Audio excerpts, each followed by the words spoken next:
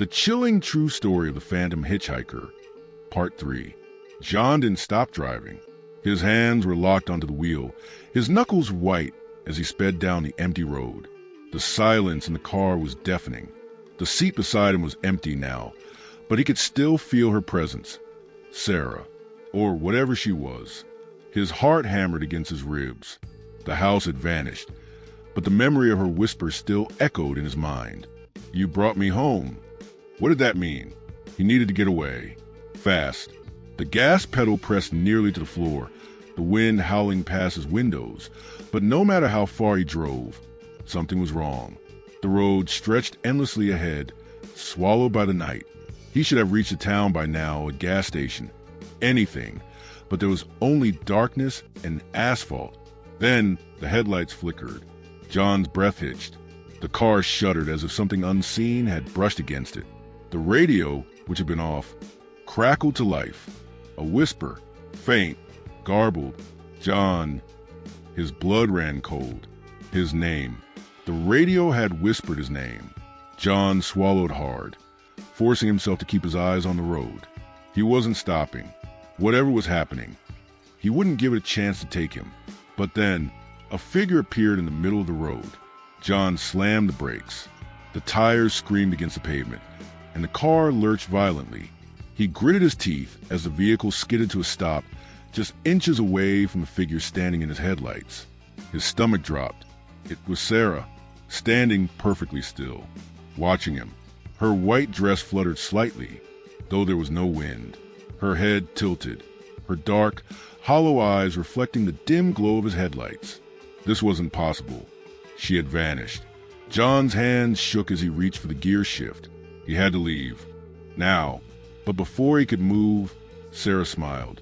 A slow, unsettling smile. And then she took a step toward the car. John's breath came in ragged gasps as he fumbled with the gear shift. The car stalled. The headlights flickered again.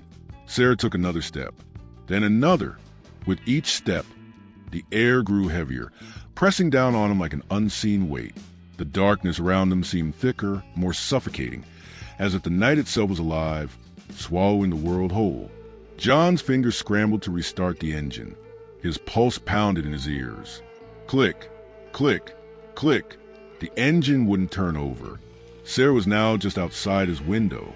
She leaned down, her hollow eyes locking onto his. The glass between them felt paper-thin. Her lips parted. "John," she whispered. He recoiled, pressing himself against the seat. His mind screamed at him to move, to do something, but fear paralyzed him. Then, a hand shot out from the darkness behind her. Not hers. Something else. It grabbed Sarah's shoulder, yanking her back into the night. Sarah shrieked, a horrible, distorted sound that wasn't human. The shadows twisted and swallowed her whole, pulling her into the void beyond the road. And then, silence. John gasped for breath, his entire body trembling. The car engine suddenly roared to life on its own. The headlights brightened. The weight in the air lifted. And just like that, the road ahead was clear. John didn't question it. He floored the gas pedal. The car surged forward, speeding away from whatever nightmare had nearly claimed him. The darkness slowly faded, giving way to the first hints of dawn on the horizon. For the first time in hours, or had it been days, he saw a sign. "Welcome to Old Blackwater. Population 4,215. Relief flooded through him. He had made it. He was out. But as he passed the sign, his eyes flicked to the rearview mirror. And for just a second, just long enough to freeze his heart, he saw her, Sarah, standing at the edge of the road, smiling and whispering something he couldn't hear. But somehow, he already knew what she was saying. "See you soon."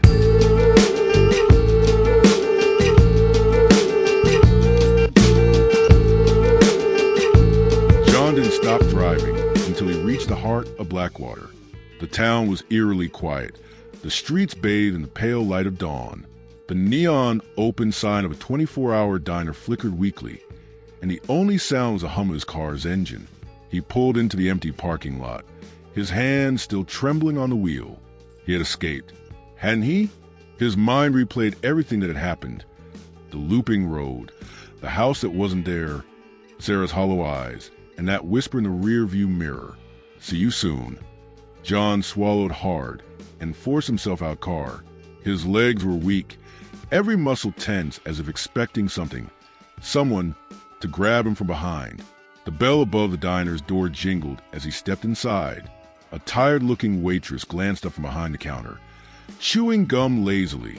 "Morning, Han," she greeted, pouring a fresh cup of coffee. "Rough night."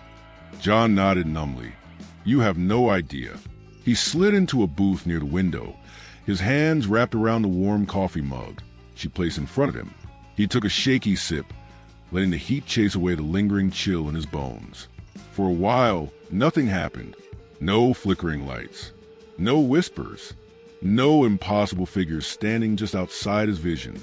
Maybe it was finally over. Then he saw it, or rather, her, outside, across the street, standing beneath a flickering street lamp. Sarah. She didn't move, just stood there, her white dress fluttering slightly in the morning breeze. Her face was obscured by shadows, but John knew it was her. His pulse quickened, his grip on the coffee mug tightened. He squeezed his eyes shut, took a deep breath, and forced himself to look again. She was gone. The street was empty. John exhaled sharply, running a hand down his face. He was exhausted, his mind playing tricks on him. That had to be it, just his imagination. "More coffee!" The waitress's voice startled him. He looked up as she refilled his mug, offering him a small, sympathetic smile. "You look like you've seen a ghost." John let out a nervous chuckle, shaking his head. "Yeah, something like that." The waitress wiped her hands on her apron and leaned on the counter. "You new around here?" "Just passing through," John muttered. She nodded knowingly. "That so? Funny, don't get many travelers this way." John frowned. "Why is that?" The waitress shrugged. "Old town. Not much to see. Not much left. Used to be bigger, but, well, people leave or disappear." John stiffened. "Disappear?" The waitress gave him a long look, her expression unreadable. Then she reached under the counter, pulled out an old newspaper and slid it toward him. Curious and wary, John glanced down. The paper was yellowed, the ink slightly faded. The headline sent ice through his veins. "Local girl goes missing on Black Hollow Road, 1907. His hands trembled as he scanned the article. Sarah Whitmore, age 22, vanished without a trace while walking home late one evening. Locals report strange occurrences on Black Hollow Road ever since. Witnesses claim to have seen a woman matching Sarah's description hitchhiking near the woods. Authorities dismiss these claims, but those who stop for her are never seen again." John's breath caught. His heart pounded against his ribs. No, it couldn't be. He turned the paper over and his stomach lurched. There, in black and white, was a grainy photograph of her. Sarah, the same Sarah who had been in his car, the same Sarah who had led him to that cursed house, the same Sarah who had whispered, "You brought me home." John's vision blurred. His pulse roared in his ears. A cold, creeping realization settled over him. He hadn't escaped. He had done exactly what she wanted. He had set her free. A slow chill slithered down his spine as the waitress spoke again, her voice softer now, more distant. "You okay, Han?" John swallowed, forcing himself to look up. His throat was dry, his mind screaming. Because the waitress, her face was familiar now. Her white dress peeking from beneath the apron. Her eyes, dark, hollow. A slow smile curled her lips. "See you soon." The lights in the diner flickered. The bell above the door jingled. But no one had come in. John never screamed, because by then, John was already gone.